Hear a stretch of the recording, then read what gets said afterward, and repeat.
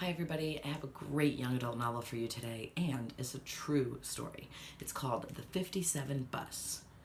The true story of two teenagers and the crime that changed their lives, and it's by Dashka Slater.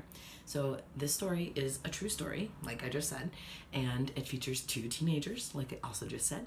One is named Sasha and the other is named Richard. Sasha identifies as agender and uses the pronoun they, so that's what I'll be using during this talk. And Richard is an African American male teen. So they both go to schools in Oakland and they both ride the 57 bus. Something happens on the bus. Richard has a lighter and Sasha is wearing a skirt, and Sasha's skirt is set on fire, and Sasha has pretty bad burns from all of this. And immediately people want to charge Richard with a hate crime.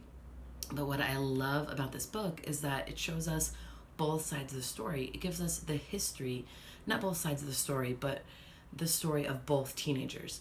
It gives us the history of Sasha and how they figured out that they wanted to be agender and how they normally dress and their friends and how it affected their family and themselves.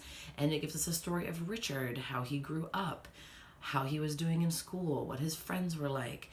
It is so well researched and gives the complete picture of this incident.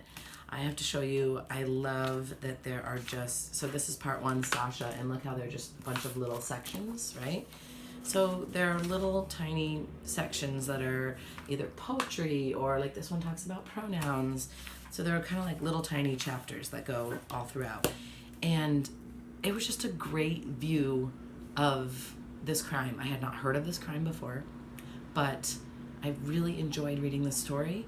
And even though it kind of centers around this horrible crime, I found it uplifting and hopeful and very, very interesting. So I think that you should definitely check it out. It's called The 57 Bus. Until next time, happy reading. Bye.